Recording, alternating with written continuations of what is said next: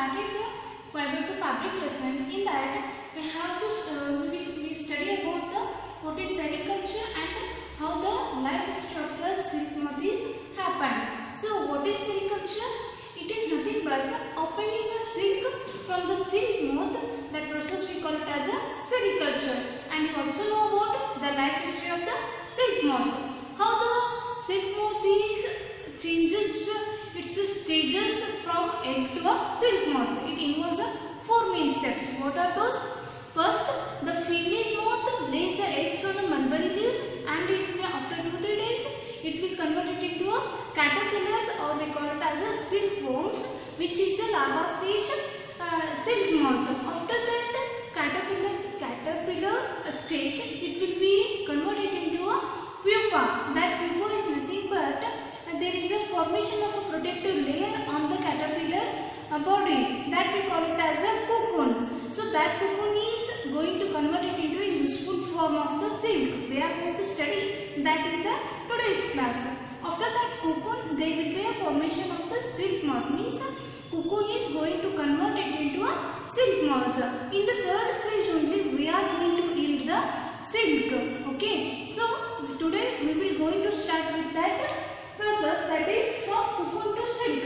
How the silk is obtained from the cocoon stage. So we remember that in the third stage of the silk moth we are yielding the silk. So based on that only we will explain this. Before that I have given you the some homework. I hope you all did it. What is that? What are the types of the silk sarees you know?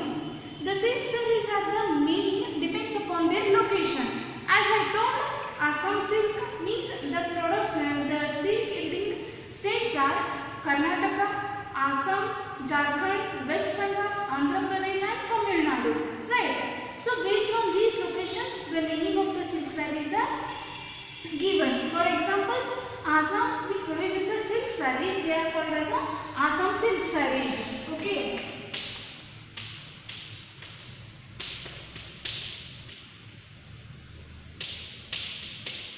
In these Assam silk sarees, there are a variety of types of silk sarees.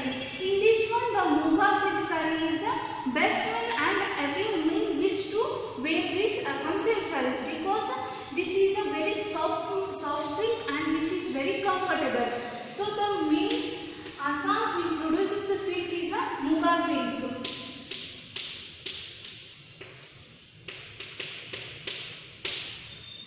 Some other types of Assam silk sarees are Assam Pat.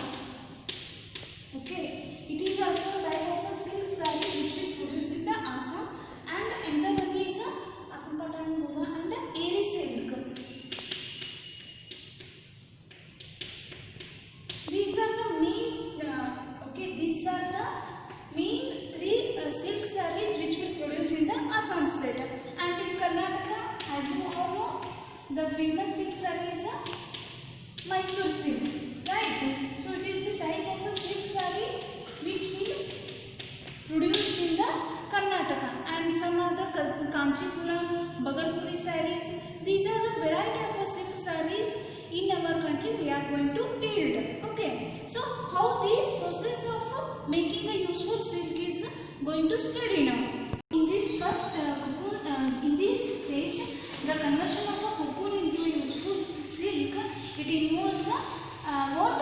Rearing of the silk moth. That is, moths are reared, means moths are reared for obtaining the silk, and that silk will going to convert it into a useful form of a silk thread. So the first step in this is rearing of the silkworms.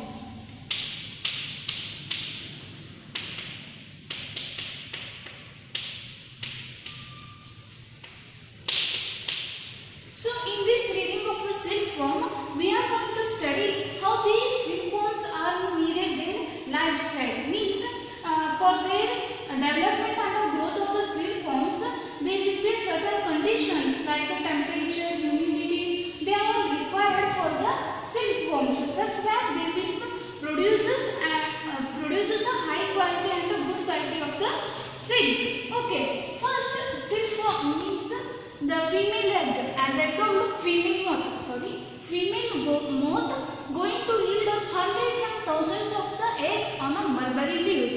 So that mulberry leaf, from that mulberry leaves only the whatever the vitamins or the useful products for the silk they will get, and that eggs are going to form into a caterpillars or the silkworms. Okay.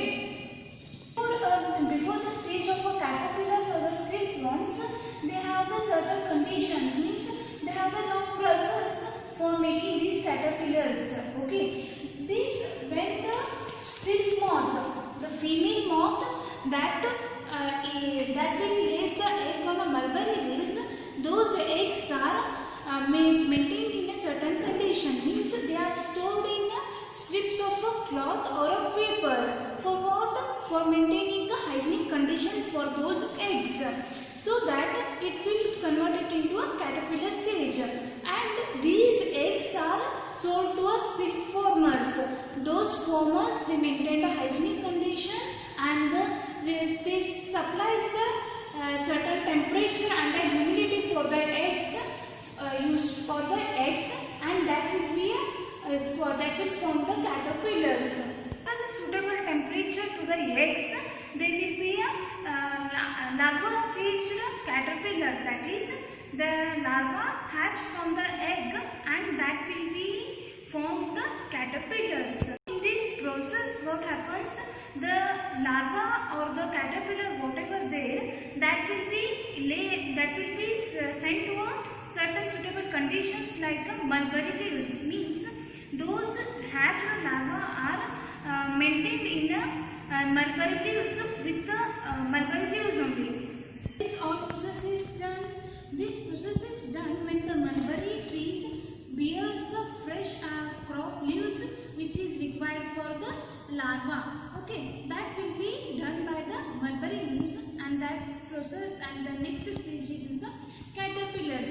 These caterpillars eat the fresh mulberry leaves day and night, and they increase to a certain size. As I told, when they grow into a certain size, there is a formation of a pupa stage. In this pupa stage only, there is a formation of the cocoon on the body surface of the caterpillar.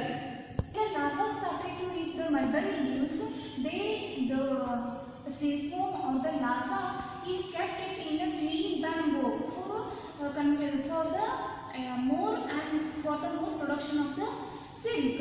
When these larvae is kept in a bamboo with the mulberry leaves, they will start to eat those mulberry leaves for 25 to 30 days.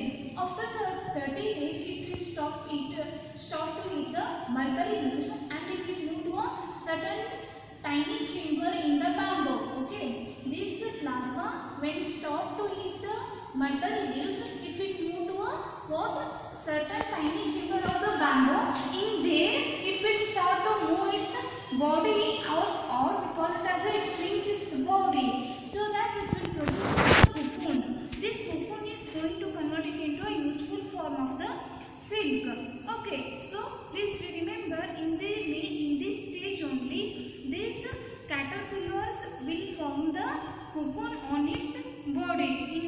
In the bamboo only. Okay, these caterpillars produces the cocoon on their body, and it will produces the silk by moving its body, as I told you. So these are the main processes for the laying of the silkworm. The next one is how the processing of the silk will be done.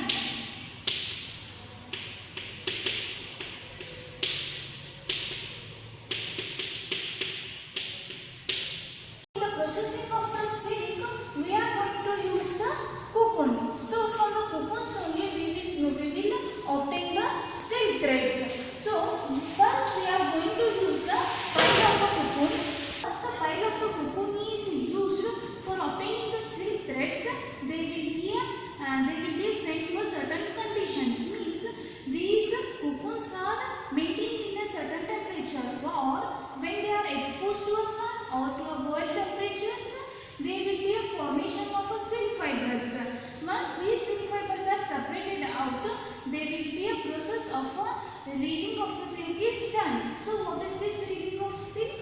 Reading of a silk means the process of obtaining the silk fibers from the cocoons for what purpose? For the silk threads, that we call it as a reading of the silk. Once the reading of the silk is done, we get the silk thread. So this reading of the silk is done by the machines and they will be sent to a factories. So here the formation of the silk thread is obtained. So this all include the mainly reading of the silkworms and the processing of the silk. These are the two main steps from what forward from cocoon to a useful form of the silk is done. This silk thread is weaved, means this is done by the farmers who are yielding the silk useful form of the silk. So this completes your chapter fiber to fabrics. I hope you all get the every points, and if you have any doubts you can free to ask the questions at any time.